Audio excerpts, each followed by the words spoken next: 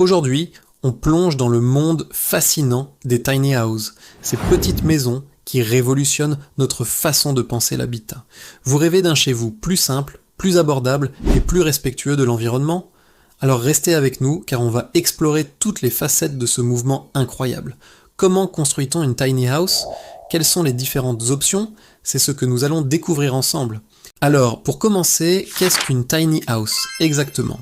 En général, on parle d'une habitation de moins de 40 mètres carrés. Mais la vraie magie, c'est que la plupart sont mobiles. Elles sont construites sur une remorque spécialement conçue pour supporter le poids et les contraintes de la route.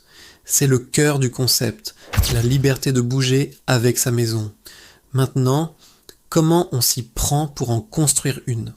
La première grande décision, c'est faire soi-même ou acheter clé en main. C'est le fameux choix entre l'autoconstruction et le constructeur professionnel. Si vous êtes bricoleur dans l'âme, l'autoconstruction est une aventure incroyable. Ça vous permet de maîtriser chaque détail, de personnaliser votre maison à 100% et bien sûr, de faire de grosses économies sur la main-d'œuvre. Vous commencez par la remorque, qui est la fondation de votre future maison. Ensuite, vous montez l'ossature, généralement en bois. C'est le squelette de la tiny. Puis vient l'isolation, une étape cruciale pour le confort thermique été comme hiver. On utilise souvent des matériaux écologiques comme la laine de bois ou le liège. Après l'isolation, on pose le pare-pluie à l'extérieur et le frein vapeur à l'intérieur pour protéger la structure de l'humidité. Une fois que la boîte est étanche, on passe au bardage extérieur. Bois, métal, composite, tout est possible pour donner du style à votre maison. À l'intérieur, c'est le moment de poser les cloisons, de passer les gaines PQM pour l'électricité et la plomberie, c'est un vrai puzzle. Ensuite, on s'attaque aux revêtements intérieurs, comme le lambris, qui donne ce côté chaleureux si typique des tiny houses. Enfin viennent les finitions, la peinture, l'installation de la cuisine, de la salle de bain, des meubles sur mesure. Chaque centimètre carré est optimisé. C'est un projet long et exigeant, mais la fierté de vivre dans une maison que vous avez construite de vos propres mains, ça n'a pas de prix. Mais tout le monde n'a pas le temps, les compétences ou l'envie de se lancer dans un tel chantier. C'est là qu'interviennent les constructeurs professionnels. Ils proposent plusieurs formules. La plus simple, c'est le clé en main. Vous choisissez un modèle, vous le personnalisez avec eux et ils s'occupent de tout, de A à Z. Quelques mois plus tard, on vous livre votre maison, prête à être habitée. C'est rapide, sécurisé et vous bénéficiez de garanties professionnelles. Le budget est plus élevé, mais la tranquillité d'esprit est garantie. Une option intermédiaire, c'est le hors d'eau, hors d'air. Le constructeur réalise le gros œuvre, la structure sur la remorque, l'isolation, le toit, les fenêtres et le bardage. La maison est étanche. À vous de jouer pour tout l'aménagement intérieur. Électricité, plomberie, cloison, finition. C'est un super compromis pour ceux qui veulent mettre la main à la pâte sans gérer la partie la plus technique et la plus lourde de la construction. Ça permet aussi d'étaler les dépenses. Et si on n'a pas le budget ou l'envie d'une tiny house neuve, le marché de l'occasion se développe de plus en plus. On trouve des tiny houses de seconde main à des prix intéressants. C'est une bonne option, mais il faut être vigilant. Pensez à bien vérifier l'état général de la structure, l'isolation, la plomberie, l'électricité et surtout la conformité de la remorque. N'hésitez pas à vous faire accompagner par un connaisseur si vous n'êtes pas sûr de vous. Au-delà de la construction, le concept de tiny house se décline sous de nombreuses formes. Il n'y a pas qu'un seul modèle. Par exemple, vous avez des tiny house fixes. Elles ne sont pas sur roues, mais construites sur des fondations légères comme des plots en béton ou des pieux vissés. Elles ressemblent plus à de petites maisons traditionnelles et sont souvent utilisées comme studios de jardin, bureaux ou logements d'appoint.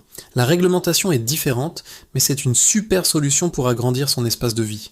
Une autre variation intéressante, ce sont les skids.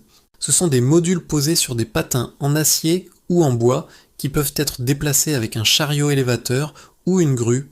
Ce n'est pas aussi mobile qu'une tiny sur remorque, mais ça offre une certaine flexibilité si on doit déménager le module d'un point A à un point B sur un même terrain par exemple. Parlons maintenant des habitations qui ressemblent aux tiny house dans leur esprit minimaliste, les yurts par exemple. Ces habitats traditionnels de Mongolie connaissent un vrai regain d'intérêt. Ronde et avec une structure en bois et une toile isolante, elles créent un espace de vie incroyablement chaleureux et convivial. Elles sont relativement rapides à monter et à démonter. On a aussi les dômes géodésiques.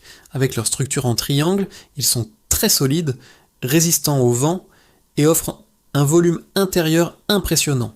Ils peuvent être recouverts de toile, de bois ou d'autres matériaux. C'est un look futuriste et une efficacité énergétique redoutable. Et comment ne pas parler des conversions de véhicules? Les vans aménagés ou fourgons aménagés sont les cousins nomades des tiny houses. On part d'un véhicule utilitaire que l'on isole et aménage de A à Z. L'espace est encore plus réduit, mais la mobilité est totale. C'est le rêve pour ceux qui veulent voyager en permanence.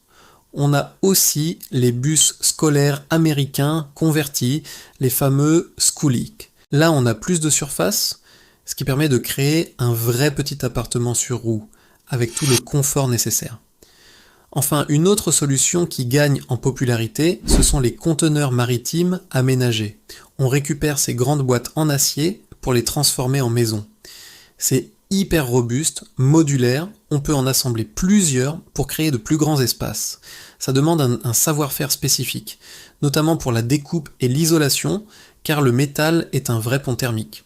Mais le résultat peut être spectaculaire, avec un style industriel très tendance. Vous le voyez, le monde de l'habitat léger et minimaliste est incroyablement riche et créatif. Que vous soyez un autoconstructeur passionné, un adepte du clé en main, un nomade dans l'âme ou simplement à la recherche d'une solution de logement plus simple et plus connectée à la nature, il y a forcément une option qui vous correspond. Chaque projet est unique, c'est une aventure humaine avant tout. L'essentiel, c'est de bien définir vos besoins, votre budget et le niveau d'implication que vous souhaitez avoir. Renseignez-vous bien sur la législation qui peut être complexe et varie d'un endroit à l'autre, surtout pour les habitats mobiles. Voilà pour ce grand tour d'horizon des tiny houses et de leurs alternatives. J'espère que ça vous a donné plein d'idées et que ça a peut-être fait naître une vocation. Dites-nous en commentaire quel type de tiny house vous fait le plus rêver. L'autoconstruction, le schoolie, la yourte, on a hâte de vous lire. Merci d'avoir regardé cette vidéo jusqu'au bout. Si elle vous a plu, n'oubliez pas de laisser un pouce bleu, ça nous aide énormément. Et surtout, abonnez-vous à la chaîne et activez la cloche pour ne rien manquer de nos prochaines explorations dans le monde de l'habitat alternatif. À très bientôt pour une nouvelle vidéo. Ciao!